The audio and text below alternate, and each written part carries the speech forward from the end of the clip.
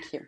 Okay, so I will start with some statistics because I think it is really important to get an impression of the dimensions of what we are talking about when we are talking about China. So China today has roughly 1.4 billion inhabitants. It seems that last year it was the first year in the history of China where the population declined, according to numbers published today. And 70% of the population has access to the internet, which is 22% of the global internet users are Chinese people. And practically all Chinese are accessing the internet via their mobile phone.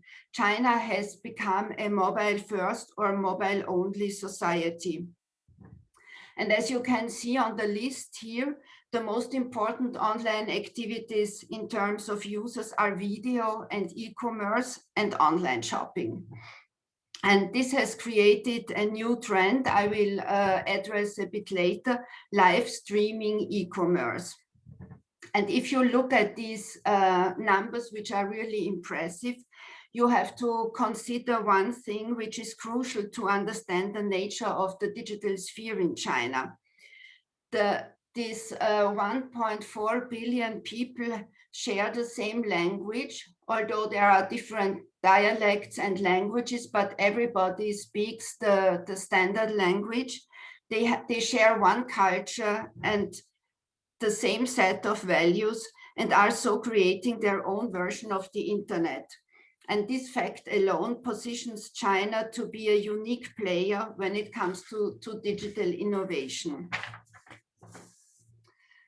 So digital innovation is not just an everyday experience for Chinese people, but it's one of the pillars of Chinese search for new economic growth drivers, for cyber governance, and for advancing its global power.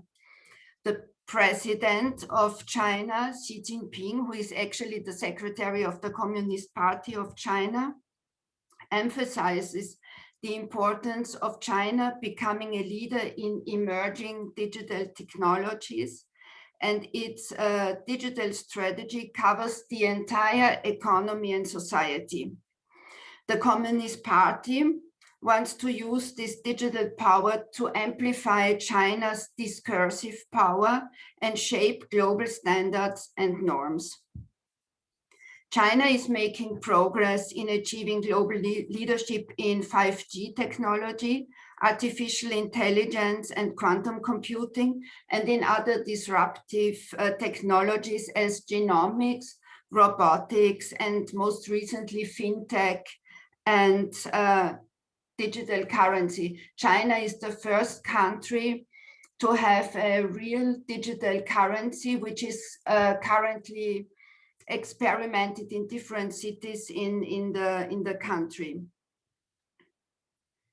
And as you are aware of, some of the leading Chinese ICT companies are co-shaping the global digital architecture.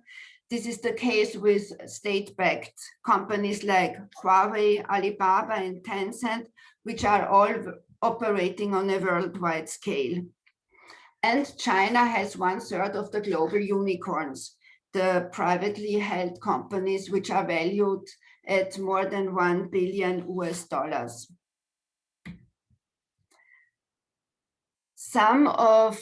Some really important initiatives and programs of the Chinese state are supporting these goals. The most important, or actually some years ago, it was the most important initiative, is Internet Plus, which is modeled on the German strategy of Internet 4.0 and refers to the application of the internet and other information technology to conventional industries.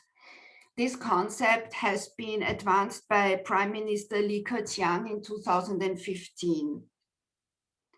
Another very important state initiative is the Digital Silk Road, which is part of China's Belt and Road Initiative, Neue Seidenstraße, the biggest infrastructure undertaking in the world, under which China provides aid, political support, and other assistance to recipient state.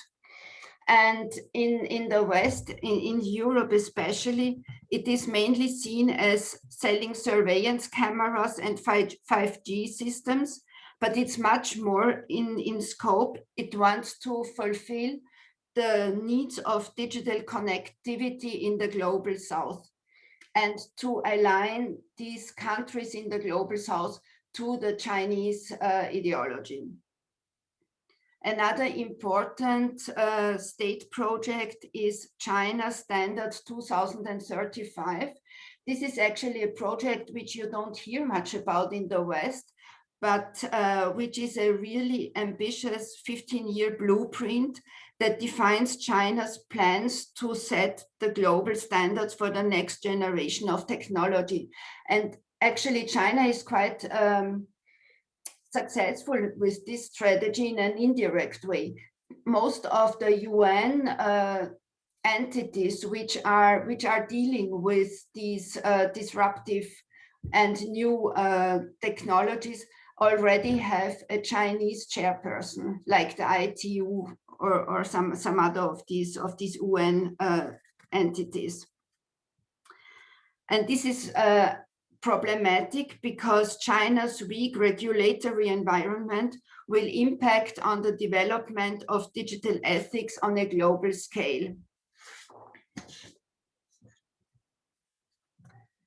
The most famous and most spoken of project of China in this context is Made in China 2025. It's the blueprint for China's path to becoming an industrial superpower. The strategy defines 10 core industries, such as robotics, power equipment, or next generation IT, in which China wants to achieve major breakthrough and create globally competitive companies and become the global leader in these fields. And because of this strategy, Europe and the US are now considering China as a systemic rival. And after the formulation of the new European Union-China developments and the US and China relationships, China started to change its the way it's talking about Made in China 2025. The term has disappeared from official statements, but as you can see on this list, it's only this term which disappeared, but the main goals are remodeled into the new 5-year plan, which is starting this year. And it's the goals are the same ones. So it just, they made disappear the Made in China, the name, but not the content. So this was a quick overview about the state-backed programs which are advancing digital technologies in China. Every day in life in the digital era seems to be very easy in China. All you need your mobile phone and the app WeChat installed. WeChat or Weixin in Chinese functions as a super app which forms an ecosystem which you do not have to leave in order to satisfy your daily needs.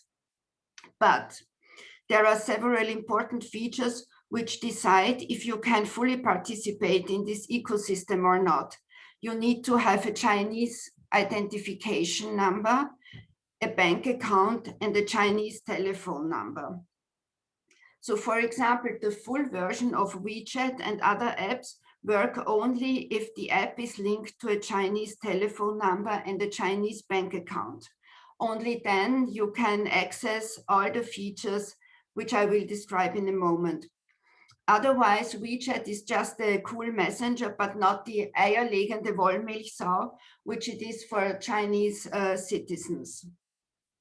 If you want to use certain other digital services in China, on many occasions you need a Chinese ID, and the biometric data linked to it in order to be able to use a service.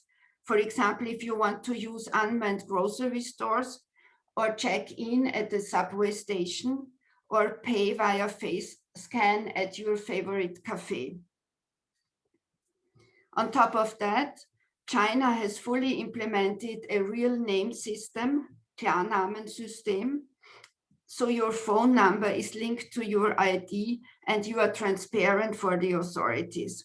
You can not longer, like 3 or 4 years ago, buy a SIM card on the streets in China, in Chinese cities. You have to go to the office of China Mobile or whatever with your passport to get the SIM card, or you get it at the airport when you enter China. So in some very practical ways, Chinese society has become a two-class society, Chinese citizens and foreigners. And this is important for how you are thinking about your stay in China. So the most important digital asset China has for everyday life is this app WeChat. It was developed in 2010 at Tencent by a team around Alan Zhang. And he wanted to create a simple tool that enables families scattered over the country to communicate. The kids with the great parents, who are often illiterate, live in the countryside. The parents are working as migrant workers in the big cities and come home only once a year for Chinese New Year. So Alan Zhang, he was very much concerned about this social dislocation which is happening in China, and he wanted to find a measure against it. When WeChat went online in 2011, and since then developed to an ecosystem with 1.2 billion monthly active users in China and in the Chinese diaspora. So the main functionalities are voice and video calls and messaging, friends groups with a maximum of 500 friends. You can share your location easily with friends, and this is a real killer feature if you live in China and if you don't know the city you are living in. You can scan a QR code to add a new contact or retrieve any information. You can use the search engine, which is built into WeChat, which is really good. And it provides a news feed like Facebook and a lot of other features. This is a screenshot of my own WeChat app, and it shows the pay function, which is I had a Chinese bank account and phone number when I registered first with WeChat. So I was able to get the pay functions, which means that you can pay everywhere with your phone. You can transfer and receive money from your friends. You can share bills in a restaurant. These are the really practical things. This mobile top up means that you can pay your mobile phone fee via WeChat. Utilities means that you can pay for your electricity in your apartment, gas, and so on. You can use public services, activate your health code, your COVID health code. You can book a car, share a ride. You have rails and flights categories, so you can buy a plane ticket and a train ride, and you can hail Uber-like service. But this is not an exhaustive list of functionalities. You can unlock a lot more as soon as you have this pay function. But the WeChat app we use normally is not the only one. There is one for companies, which includes all the functionalities a company needs for its customer relationship management. So there is no need for a company to set up a separate website, which saves a lot of hassle and money. And the user does not need to leave WeChat if he wants to get into touch with a company or check the services a company provides. WeChat for Companies offers different accounts, subscription accounts for relationship building, or service accounts for aggressive marketing or direct sales. And there is a WeChat Work for corporate customers, which is tailored for the use within companies. So I know quite a lot of Chinese who really do not use email anymore. They do everything via WeChat on their mobile phone. And I think it's quite a step for us to understand how such an ecosystem can work, because it's totally different from the European way of working. Live streaming e-commerce is a more recent development. China has the highest rate of e-commerce of any country. 35% of the total retail sales are done via e-commerce, and it has one of the fastest growth rates of any country. Live streaming e-commerce means promoting and selling goods through celebrities or influencers, streaming on their social media channels. There are, for example, farmers who became celebrities who are selling stuff from their remote villages people in the big cities have never seen before. Alibaba's Taobao Live has the lion's share of the live streaming at around 80%. This has generated abundant opportunities for countless individuals living in the underdeveloped regions of China. These platforms are a major boost for the economy and also encourage social development across the country. And this technology of live streaming e-commerce has been actively promoted during the COVID pandemic by the Chinese government, because it provided one way for people to make some money who have lost their job during the pandemics, the jobs in the service industry. Another feature of the digital economy in China is the sharing economy, which is much more advanced than the European one. You can share everything you can imagine. One of the more important things for people like us are power banks, because you need a power bank when you live in China. Otherwise, your mobile phone will run out of electricity in the afternoon, because it drains it drains the battery more in China than in Europe. But you have a lot of other possibilities to share something. You share, for example, a place in a relaxing station in shopping malls when you are tired, and so on. Another aspect of the digital economy in China is connected with the concept of eHealth, and it has advanced to a level we even can't imagine in Europe. eHealth is a field which is far more developed, and it is a huge market. China is aging rapidly, and 300 million people in the country suffer from chronic disease. And eHealth applications and technologies have been very important during COVID-19. Applications include AI doctor chatbots, artificial intelligence doctors, which help to connect communities in remote areas with experienced consultants via telemedicine. This is a more traditional approach, but they use machine learning to speed up pharmaceutical research, and they use deep learning technologies for medical image processing, which can help with the early detection of cancer and other diseases.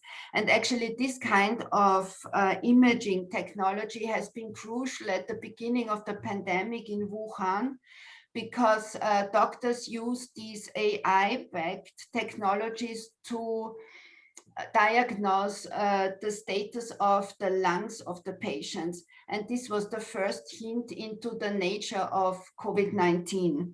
And this would not have been possible without these AI applications. There are several really big players in this field. For example, Ping An, Good Doctors. Ping An is originally an insurance company, and in this app, the user has direct chat access to diagnosis and consultations. He interacts with an AI chatbot first, while one of the 1,400 in-house employed doctors approves the final diagnosis and treatment recommendations.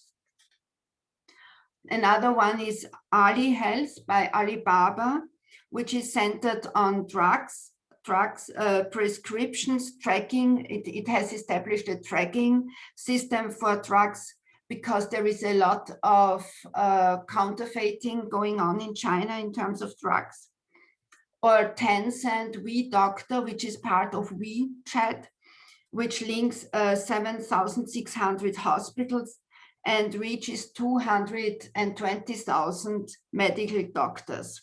And it seems that it has 27 million active users. There are different numbers, but it's huge in any case. So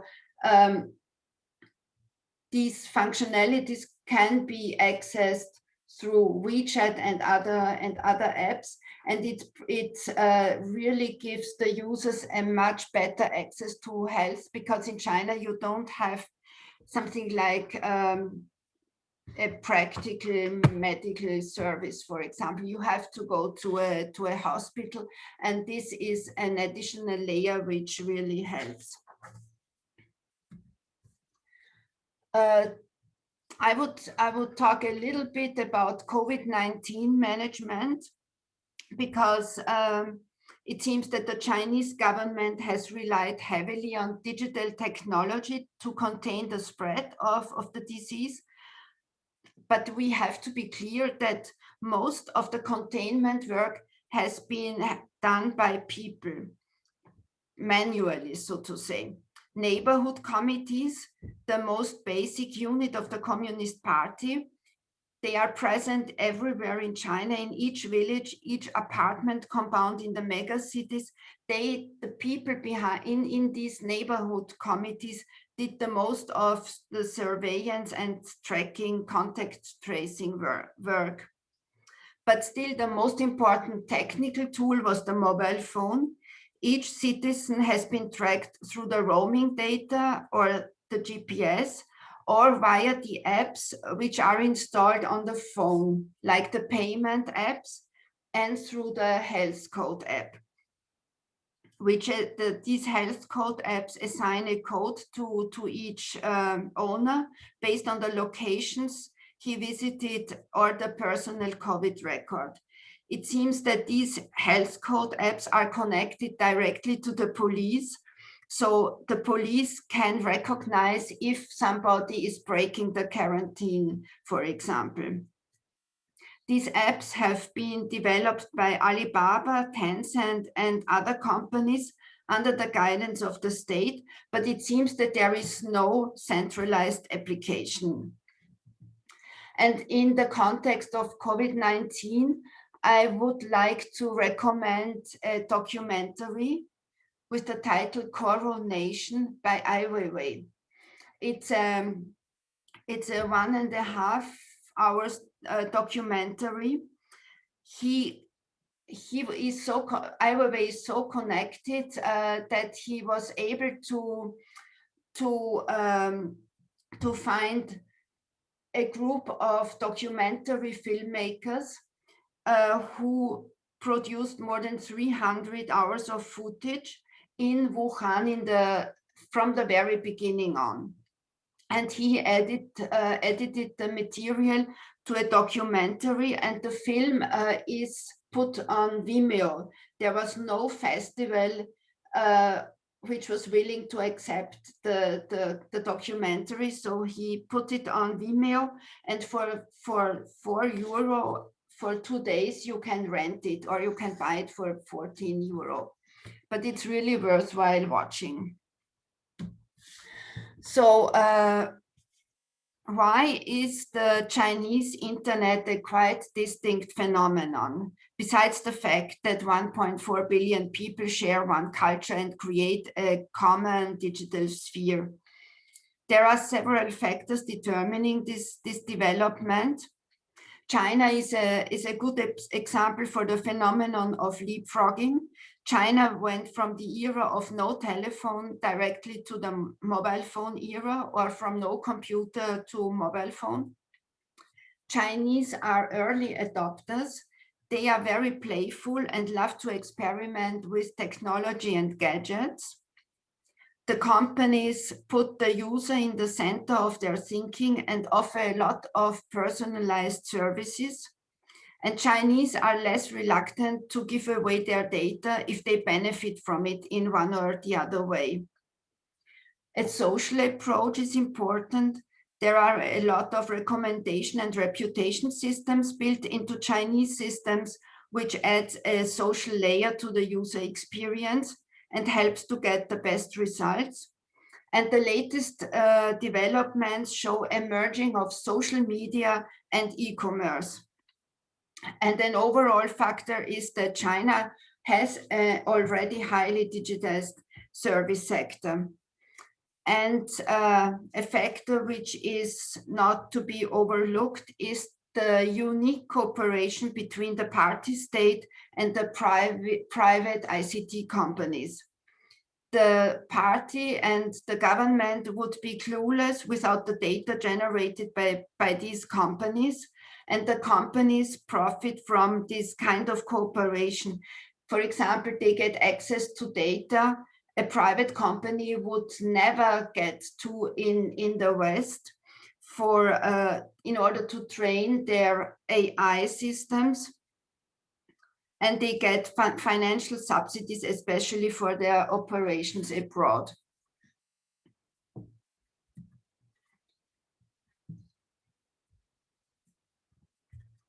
So, so far, I have been talking mainly about the brighter side of the internet in China, but there is a darker side to it too, which is censorship. On the slide, you see a short overview of the history of the internet in China.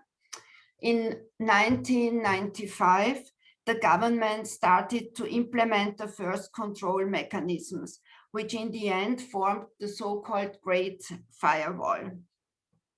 It was built by the Ministry of State Security and went into operation in 2003. And it is the most important project to safeguarding and maintaining political power. It is implemented by the ICT industry, the internet service providers, the social network companies, etc. It enables the government to inspect any data being received or sent, to block destination IP addresses and domain names. This means that it allows the government to block access to selected foreign websites and to slow down the cross-border internet traffic. So depending on your location, the city in China and the type of connection you are using, it is sometimes nearly impossible to access foreign websites, even if they are not subject to censorship, because of the throttling of the traffic. And you have to leave the country for several days, go to Hong Kong or Taiwan to help your computer to speed up again, and then you come back to mainland China and it slows down again.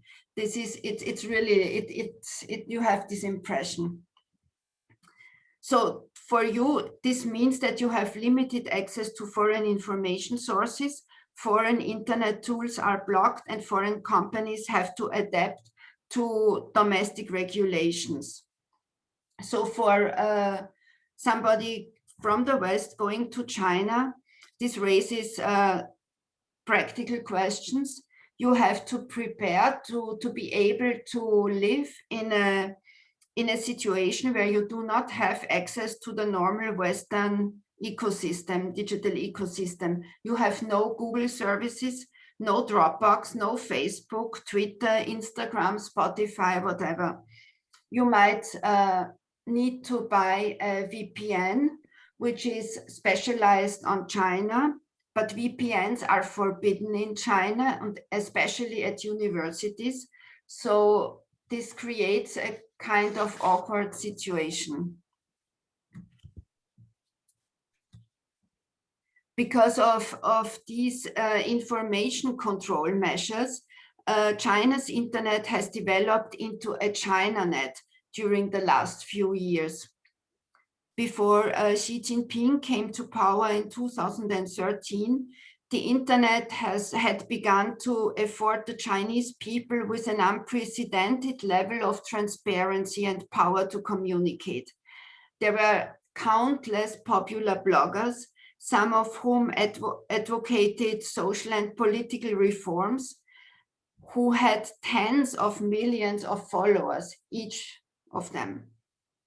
Chinese citizens used VPNs to access blocked websites, and they held authorities accountable for their actions through virtual petitions and organizing physical protests, or through flash searches, flash searches, where they, for example, track down particators with some accessories like watches, which are much too expensive for them to afford.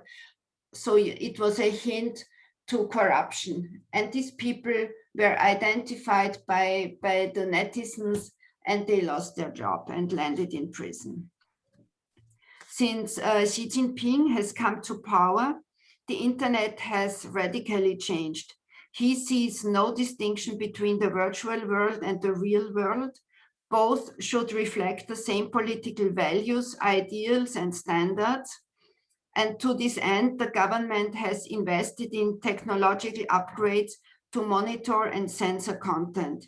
It has passed new laws on acceptable content and aggressively punished those who defy these new restrictions. And he asserts China's sovereign right to determine what constitutes harmful content, a concept which is known as cyberspace sovereignty, and which China tries to export to other countries with an autocratic system and with the technology necessary to implement it. In the meantime, there are a lot of measures which control the flow of information. And since 2014, there is a special institution, which is the Central Internet Regulator, the Cyberspace Administration of China. It defines how content is managed, which websites have to be shut down or filtered. It defines which keywords have to be blocked on social media, for example. And this monitoring and cleaning is done on two levels, by human reviewers and by machine filtering. And during the last few years, this crackdown has reached new types of platforms and apolitical topics that were previously uncensored. So it moved from the social media as such to entertainment platforms, dating, to celebrity gossip. All these apolitical channels were used in the past to transmit messages with a political meaning in a roundabout way. You had to really know the codes in order to be able to understand what people were talking about. But this is no longer possible. And a crucial measure has been the monitoring of WeChat.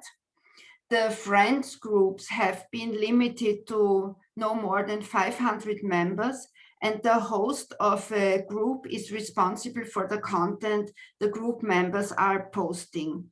Spreading rumors, for example, is one of the most dangerous activities, and might land you in prison in the worst case. In the best case, your account is shut down, which means that you can't function anymore as a member of society. These measures have increased self-censorship in a very drastic way. And because of these strict censorship measures, some companies which want to expand abroad decided to apply a one app, two systems regime, like WeChat and Weixin and TikTok and Douyin. There is one app for the West and another one for China. One major feature of China's internet is that it is used to manage the public opinion. It makes the media reflect the so-called mainstream opinion, the opinion of the Communist Party. The Communist Party has experimented with public opinion management throughout the 2000s and the early 2010s, with local and provincial party committees establishing teams of several hundred commentators. But Xi Jinping went much further. In 2013, he emphasized the importance of China's public opinion struggle and stressed the need to tell China's story well. Chinese universities started to recruit teams of network commentators who are expected to launch targeted public opinion struggles in response to unflattering web content. Today, more than 20 million network civilization volunteers, as they are called, serve as an amplifier of positive online voices. They collect online opinion information, and this is one of the main ways for the government to know what people really think. And they reduce the negative voices on the internet. And they operate in concert with a professionalized core of 2 million internet commentators employed directly by the Cyberspace Administration of China and the propaganda departments on provincial level. So they are combining professional and grassroots internet trolls, and the party uses this combination to harness the nationalism of young Chinese netizens while maintaining a tight grid of hired hands capable of responding to public opinion emergencies. This means that the party likely employs at least 120 network civilization volunteers for every 10,000 Chinese internet users. And it is estimated that last year, the nationwide spending on internet censorship in China reached at least 6.6 billion US dollar. These figures are from an investigation by a US-based think tank, which has been published like 3 days ago. And it really shows the immense scope of the control the Chinese state has on the internet. So last year, China's new provisions on the governance of the online information content ecosystem took effect. Its goal is to, I cite, to create a positive online ecosystem to ensure the lawful rights and interests of citizens, legal persons, and other organizations, and to preserve national security and the public interest. So these national security and public interest, these are very flexible definitions, and it's based on these concepts that, for example, Hong Kong legislators are jailed now. So it has a very, very concrete, real world influence in the meantime. And these provisions show very clearly what the role of the internet is. So there are some encouraged actions which are defined in these provisions, like spreading party action or the core socialist values and positive content. Positive energy is one of the most important propaganda slogans in nowadays China. And on the negative side, it's about celebrity and sexuality and vulgar language. So it's a very strange mix, but it has real life consequences. And I think it's really important to know in which environment we are navigating when we are using the internet in China, because it might have a real impact and real consequence, perhaps not so much for us foreigners, but for Chinese friends. And finally, I want to talk a little bit at least about the social credit system. I'm sure you have heard about this system. It has been widely reported in Western media, but in a quite distorted manner as a dystopian surveillance scenario. But most of these media reports confound two different spheres. Elements of what in the future might become a social credit system, and on the other hand, surveillance programs developed for the police, like Sharp Eyes program, which aims to survey 100% of public space, especially in rural areas. Chinese cities are 100% surveyed by cameras since several years. Or Skynet. This program is focused on installing cameras with face recognition capabilities, and it is integrated with Safe Cities project, which provides disaster warning, urban management, and public security maintenance. And this again is linked to the Smart City initiative China is eager to export. So all these programs are employed to more effectively fight crime and improve governance. The social credit system, on the other hand, is not a surveillance program implemented by the police, but a state program aimed at improving governance by data to counter the low efficiencies of law enforcement. It is part of Xi Jinping's vision for a data-driven government and an efficient rule. In 2014, the State Council released the guidelines of social credit system construction, outlining the goal of establishing a basic social credit system by 2020 in a low trust society. These provisions state the construction of a social credit system is an effective means of enhancing social integrity, promoting mutual trust, and reducing social conflicts, and it is an urgent requirement for building a harmonious socialist society. End of the quote. It is important to understand that China up to now does not have a system like in Austria, a system of bailiffs, of Gerichtsvollzieher. So the state has only limited capacity to sanction companies and individuals who are not complying with their legal obligations, who do not pay their credit rates or their debts or whatever. That's why it is using a system of blacklists maintained by different ministries and institutions, which are monitoring violation of laws and rules by companies and individuals. This system of blacklists should encourage individual citizens to better obey by the law, respect contracts, be more sincere, prevent counterfeiting and fraud on the market.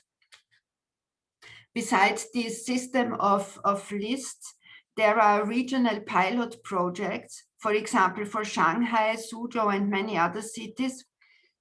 And these are the projects foreign media often talk about. Each citizen gets assigned a certain number of points based on his behavior in his city, etc.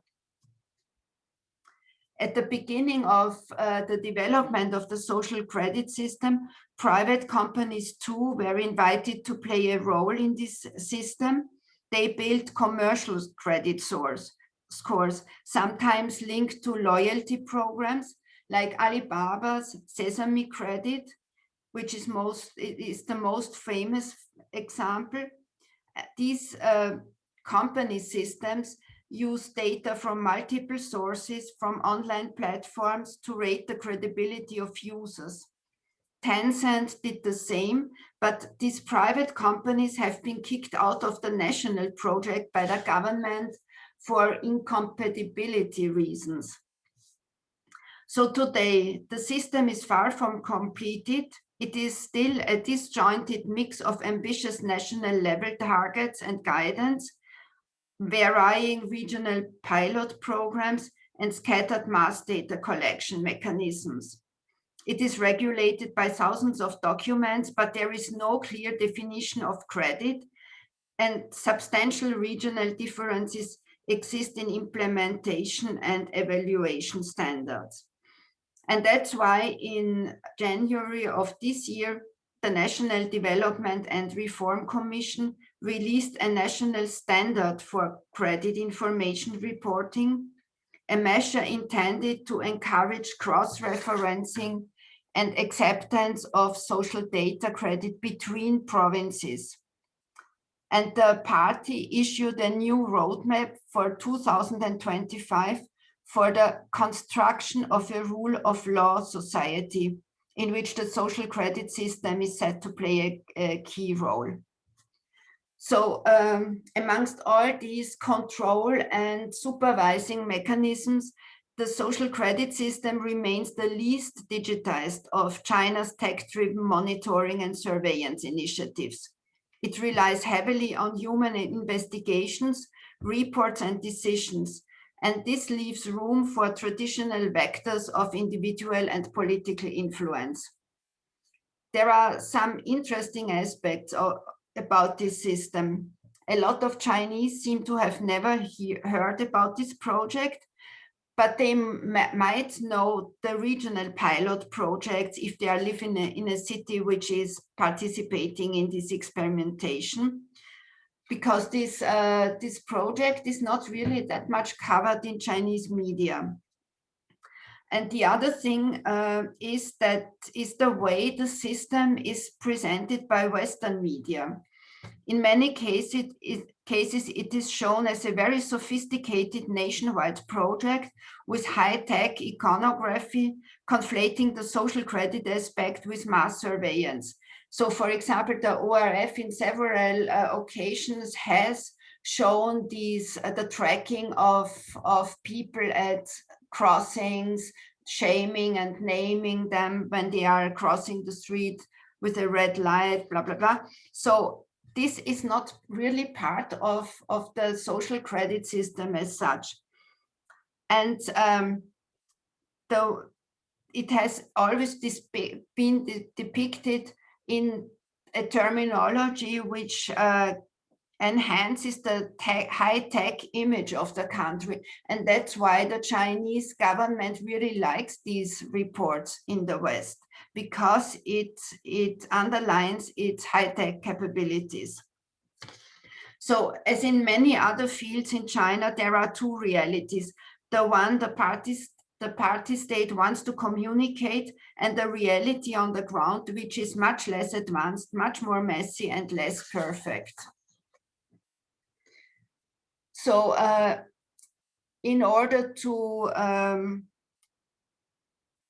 counter all this intrusiveness, it seems that the Chinese normal people are now more and more aware of the intrusive character of the technology used in many occasions, especially regarding biometric data, face recognition in the first place, because these data are often leaked or sold by specialized companies.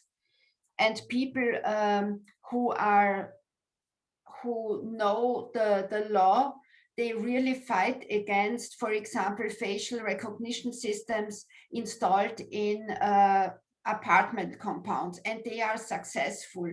Or a professor from the Zhejiang University, he fought against a zoo implementing face recognition as access means, and he won some weeks ago. So now it seems that there is a rethinking of these biometric things, at least.